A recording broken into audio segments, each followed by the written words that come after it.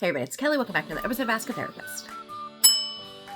If you were raised in a religious environment that taught you to fear your own body, doubt your instincts, or feel ashamed of who you love, this video is going to be for you. It may or may not surprise you that I get regularly questions where people just straight up ask, is this, enter experience here, religious trauma? People are reluctant to see things that have happened to them in their lives as trauma. In fact, people are reluctant to see things that go on in their lives as something that happened to them and not something that they had a part in. And unfortunately, part of that is wrapped up in religion, because when you are somebody who's brought up in a high demand religion, and this doesn't have to be Christianity, by the way, if you're brought up in a high demand religion, if you're brought up in a religion that expects you to see yourself as a vessel for an otherworldly being of any kind, you are not encouraged to have your own thoughts. You are not encouraged to have your own beingness, but you are encouraged, in fact, expected to give all of the credit of who you are to someone else or something else, but take on all of the burden of who you are when you've done something wrong. Okay? The problem here is that eventually, or not so eventually, like not very far down the line, you start to equate wrong to bad and right to good, and everything that comes from this otherworldly thing as right and good. And so when you are being utilized in the right way, you are doing good, you are being good. And when you are not, then you are being bad. Even when you step away from that, even when you're out of religion entirely, that carries with you. And it becomes hard to distinguish what is trauma, what is something that is painful and you're carrying with you. And people who grew up with the message of like, there's always somebody who has it worse than you should be praying for or lifting up the people who have a harder life than you. When you grow up with that message all of the time, it becomes difficult to see what has happened in your life as traumatic. When you look at what's happened in other people's lives, you're like, well, it's not that, right? Like that didn't happen to me. And if you ever said, yes, what happened to me was difficult, but that didn't happen to me, hang in there for this video. Today we're talking about what religious trauma actually is. Maybe do some differentiation between that and church hurt, which, for the record, there's a lot of videos out there that do a lot of differentiation between religious trauma and church hurt. And for some people, that might be an important distinction. For me, for people that I typically work with, for people that I typically speak with in my everyday life, I don't feel like that distinction is that important in reality. Both need healing from, both need to be acknowledged, and both need to be at some point moved on from in order for you to live the life that you deserve to live, that's not under the thumb of the stuff that somebody heaped onto you because of their own issues. Like, you deserve to have that. So whether it is traumatic or church hurt is in the eye of the beholder, very much so. And if it's important to distinguish the two for you in order for you to recover from it, then let's distinguish the two. I don't know therapeutically if that's really that important of a distinction. But what I do know is so many queer people carry that hurt and that harm with them into the rest of their lives.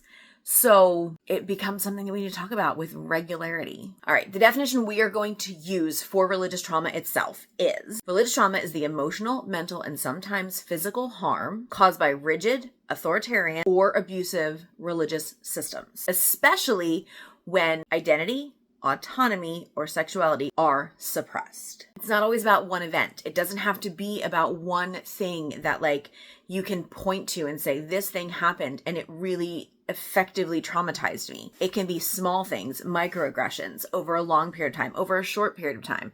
They might be things you're not even aware were said or done or maybe clocked at the time until much later when you were kind of like, oh, that didn't feel great. That didn't sound great, right? Some of it is systemic and built right into the system of the religion that you were under for that time. The idea of patriarchy, the hierarchy of authority and therefore rights, the expectation that you exist to bring recognition and praise and glory to something other than yourself at the expense of yourself. That message can do harm. Like, that can be a harmful message. especially when you're already dealing with the idea that there's something in you that is inherently not acceptable or inherently not natural, or that you are scared to tell anybody because you don't know how they're going to take it. When you are getting the message that you do need to put yourself lower on the priority scale so that you can lift somebody else up, you are going to not deal then with the ways that those things are making you feel, which means that you're going to have to do it later on in life. See all of my later in life videos. For some people, the distinction between church hurt and trauma could be phrased as church hurt is when you were in a church or a religious body, hurt that happened from the entity you were in to you that isn't necessarily maybe systemic or from the messages you received, but more from the people and how they treated you. So they took you for granted. They were incredibly harsh, mean, dismissive, like gave you messages about your worth that were from them, and they didn't necessarily use scripture or the systems or the structure that was them and where they were. And that's bad enough. Like, that doesn't mean that that's not bad though, you know? When someone has experienced that, it can be very possible for them to say, this happened here. It doesn't mean it's going to happen everywhere. When it's done utilizing the systems that all churches operate under, when it's done using the doctrine that it's founded by, when it's done using the scripture that are also being quoted during sermons and being used to tell you what else to do with your life, that more systemic, more broad reaching does delve more into sort of a compounded trauma situation that does not allow you to sort of pick up and go to another situation. For some people, does it mean that you can change like denominations? Yeah, maybe. And then also, if the things that are triggering to you are happening in that denomination, how healthy is that then? You know, like I said, I don't know that it's entirely important to distinguish between church hurt and trauma, because both are painful, and on an individual basis, both need to be dealt with, because you don't deserve to carry that harm around, because it was still harm that was inflicted on you, you know? I think people who feel the need to distinguish between those two, if it's not them that it has happened to, when people like look at you and encourage you to distinguish between the two, if that's happening to you, I would maybe ask that person why that's an important thing for you to distinguish between. I don't know why it's necessary. When we're talking about religious trauma syndrome, that is a different situation than trying to differentiate between religious trauma and church hurt, right? The actual religious trauma syndrome, which is a phrase coined by a psychologist named Dr. Marlene Winnell, the symptoms of that look very much like CPTSD. For a lot of us therapeutically, we'd love to see something like this show up in some iteration of the DSM, because this is so widespread. The impact of the repeated messages, the way that you're treated, the information that is being shared, the demands that are being made, the way that authority is established, and the way routines are seen from high demand religion. The impact on your nervous system, on the way that you process things, on the way you understand yourself and understand the world, those things that carry over into the rest of your life have essentially the same effects on other things in your life, the way that PTSD, CPTSD, and other trauma-based complications do, because they have rewired parts of your brain and your nervous system. And that is a very real thing. Because we have the ability to diagnose some of these things, we should have the ability to diagnose this also. But there's also the issue of not being able to diagnose CPTSD. So that's a whole different video. But we do see RTS, religious trauma syndrome, RTS, show up more in the queer community, because the actual functional understanding of what religious communities say about queerness is so distressful and so damaging to so many people who identify as such. And because of that, all of those messages you get on repeat from your family, from friends, from the people that you see in authority and stuff, those messages are so painful and become so ingrained in you. That's what leads to things like internalized homophobia, internalized biphobia, internalized transphobia, that understanding that like who you are is not okay, and that desire to hide who you are, and all the things that come from that, the depression, the anxiety, the fear of being found out, the need to hide, the need to obey and be seen as good so they can be accepted. All of those pieces are part of this religious trauma syndrome. Let's talk about what religious trauma might feel like. Feelings, which is, like what it feels like in your body, or feelings that come up when you're faced with certain situations. First of all, having trouble setting boundaries. You might feel guilty when you try to set boundaries. When you say no to somebody, that might feel very anxiety inducing. You might get a bit of a heart race. You might have some sweaty palms. You might go further into the anxiety realm where it really does create in you a fear response to tell someone no. You might start to be afraid that they're not going to want to be in your life if you have to set a boundary or tell them no about something. You might be afraid of what your worth is to them if you are not giving them what they want. There's a lot of shame around things like sexuality, around things like pleasure, especially self-pleasure when we're talking about sex and sexuality. Anything that brings you happiness, and not even sexually, but anything that's just for you, feels self-indulgent. You feel guilt and shame over that. But yeah, then when we go into the idea of knowing what you like, knowing how your body feels and what feels good to you, how you want to enter into that activity with a partner, if you even want to in general, there's so much shame and guilt around that because there's all these messages that those are not things that you should be doing or wanting or saying in some cases, or they should be wanting and you don't. The messages and the rigidity of how sex and sexuality and pleasure have to be appreciated within religion does not allow for anybody outside of that cis het, no sex before marriage, no attraction whatsoever, and then the switch flips as soon as you're married. That is very few people's reality now. Like that pathway, if you're outside of it, there's confusion and very little direction in what you're like allowed to do. And in reality, it's not about what you're allowed to do, but that's not what you know when you're inside of the religion or when you're first getting out of it.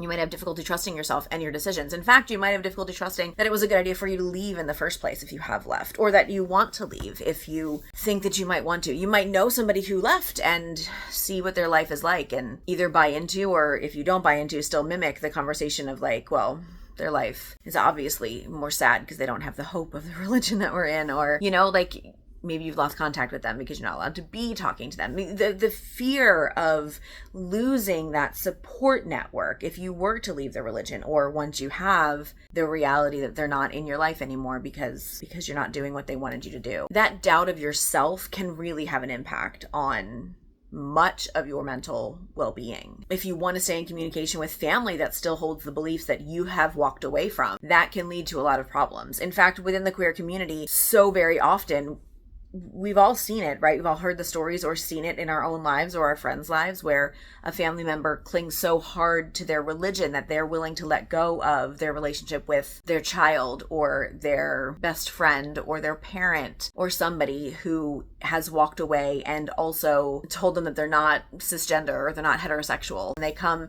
clean with them and open up to them about who they are, and they're treated with this dismissal because that person who's still in the religion sees it as their mandate to not allow that person to think they're okay with their sin. There can be a lot of black and white thinking, both inside of religion and when you've left, which is like, fear of spiritual attacks, fear of punishment. And that can lead into your relationships too. Like, I've done something wrong, they're going to be so mad at me. Or I've done something wrong and that can lead to someone in my life being harmed. Like, that can tip very easily over into the religious OCD category, which is an entirely different video. But, those things are so interconnected, especially when there's not the support in place for people emotionally and mentally when they're leaving a high demand religion, because it's so easy for your brain to sort of find somewhere to put that energy. I mean, it needs to, right? It needs a place to put all of those energies. And if it doesn't have one, doesn't have support, doesn't have somewhere to talk about it and work through it, it's going to find something. The thing is, if you are queer and you were raised in a conservative religion or a conservative family, there's no getting around the fact that you were told at some level that there was something wrong with you. And when you're told enough that there's something wrong with you, you're going to start to believe it. It takes a lot of work to undo that, especially when that message is coming from people you respect and people you love, and inside of you are questions and you don't know how to answer them. That is going to make you doubt your own experience and believe what they're telling you. But religious trauma itself comes from the indoctrination that comes from these like larger groups, these high demand religions that need you to be indoctrinated. They need you to be obedient and to believe that they are the end all be all in order for them to continue to survive. Churches don't exist if they don't have people in their pews feeding their offering plates, giving the pastor a salary. Like, they don't have the ability to survive if they don't have people who believe that they are the way to serve God.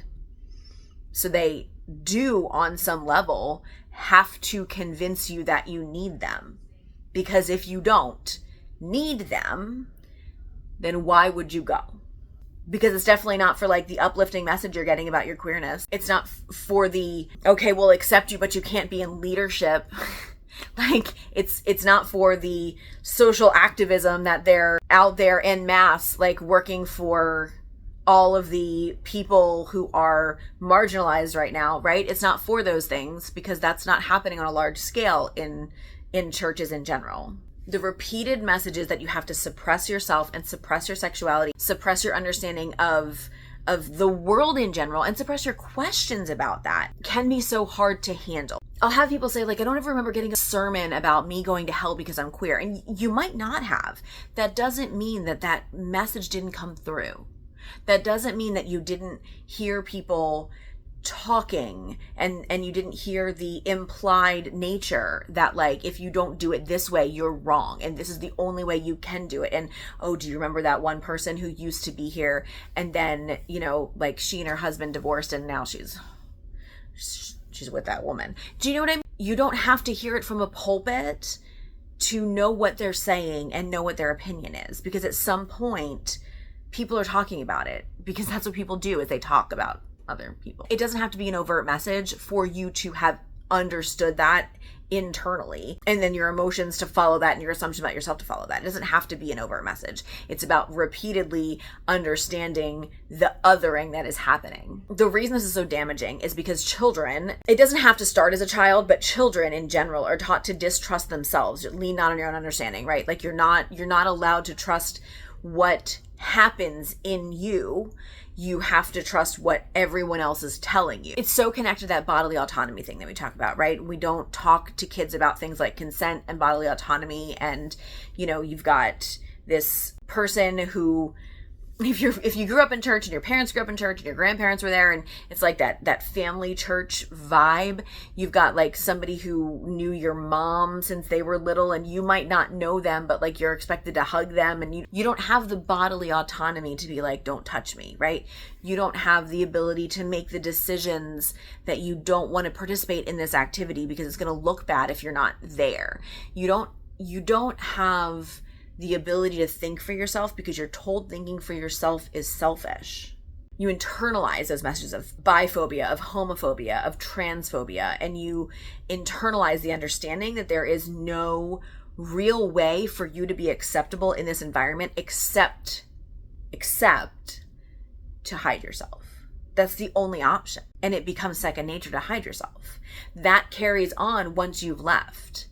That carries on into any time that you're feeling in danger, you're feeling unaccepted. Hiding yourself is going to be your first instinct until you've worked through that. That's the way that the brain works. It's important to understand that trauma isn't just about what happened. Trauma is also about what didn't happen, what didn't show up for you, what wasn't established. Safety was not established. Trust was not established. Autonomy is not encouraged or established. Like, those things not being established, those things that you need foundationally to be able to grow who you are and your understanding of such, them not being established is actually traumatic. Like, where do you think childhood trauma comes from? You know, it's not only those things that we think of when we think of childhood trauma. It's also the lack of safety, the lack of security, the lack of respect. All of the things are traumatic, especially developmentally. And the other problem that happens in religious circles is that healing becomes difficult because trauma is like spiritualized and also pathologized. So if you give your pain to God, He will heal it. And then you can still be in churches and you can still be in religious settings. Or people will say things like, I understand that you were really hurt here and all these things were bad, but this church is accepting, or this church is affirming. And so, you know, not all churches are bad. And the thing is, people don't understand what they're saying when they say this. So they need to stop saying it. Because just because you have examples of how there are minority situations within a group that do not fit into the example that the bigger group fits into does not mean the statement of people are saying is true. I hope you're picking up what I'm putting down here. Not all churches is giving not all men. You know what I mean? Like, it's just not, that's not how that works. It's not. When you're told that what happened to you didn't happen, or when you're told that you have to get over it because God will heal it, and then you don't get to hold on to it anymore, and you don't get to feel your pain anymore, you are then seen as selfish or undeserving of being free from pain because you're holding on to it because you are still upset about something. And that is such an insidious message, because that's just not what's happening, first of all. But secondly, even if it is what was happening, why is that the thing that everyone thinks it is? You have the right to hold whatever you want to hold for as long as you want to hold it. Now, understand, when I say that to you, when you hold things, that means you don't have as much room in your hands for other things. That doesn't mean you have to put things down right away. You know? I'm aware that this sounds probably weird coming from a therapist, but I think that we have, for a very long time in the psychology community, rushed people's process to move past their trauma and told people, like, once they're in the therapy chair that they're ready and they have to start recovery immediately. If you're not ready, you're not going to do it. So if you're not ready, then be realistic about not being ready. That in and of itself is a small act of reclaiming who you are, because you're being realistic with yourself about who you are and where you're at. And nobody else is telling you what you should have to do. But that's also why for a lot of people, religious trauma is hard to get therapy for, because so many therapists have not done their own work for deconstruction. So they look at other people and they're like, well, why is this a problem? Or they're like, have you tried another church? Or all these other very bizarre things to say to somebody who's coming to you for religious trauma. It's almost like rushing a client's process through their religious trauma eliminates the therapist's need to address theirs. And that is so very inappropriate. Okay, so what do we do? Everyone's favorite part of the video. It's like an individual answer. So what do you want to do? What do you want to do? Like, what do you want first? Do you want to spend some time claiming it? Do you need to journal about it? Do you need to talk to somebody else who's like been to the same type of scenarios that you've been to? Those are the places that you need to start. You know, like, what do you want to see happen now?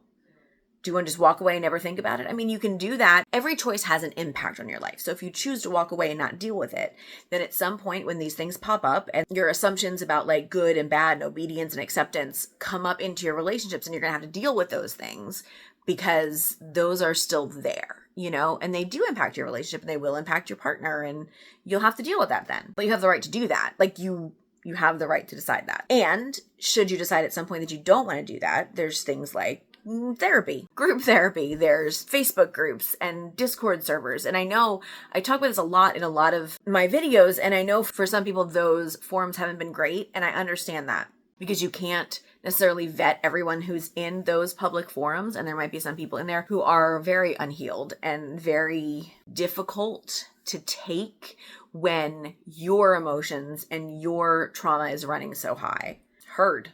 Absolutely. And that doesn't mean that you don't get to take up space in those areas. The message that you don't get to take up space is a message that you're carrying from your religious background. Another thing you can do is learn nervous system regulation. So I have a short about this on the channel. I'm not going to go into that real deep, but it's 2 lists of 5. If you're dealing with things like you get triggered in different areas and you're not really sure like what brings it up, or you know what brings it up, but you can avoid your triggers. 2 lists of 5 that you keep like on your phone, preferably. 5 things that you know that are objectively true, like your name, your address, things that you can't think yourself out of, right? 5 things objectively are true. And then 5 things that make you feel safe. And when you start to feel activated, when you start to feel stressed out, read those 2 lists.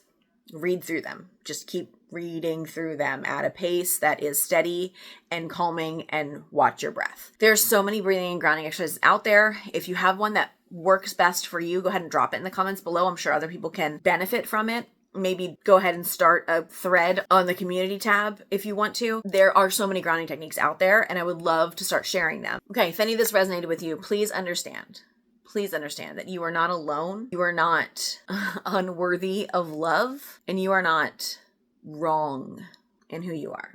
The message that you received from religion are the things that were wrong. And that's it for today. Thank you so much for being here. I will see you all next time. And until then, take care of yourselves and each other.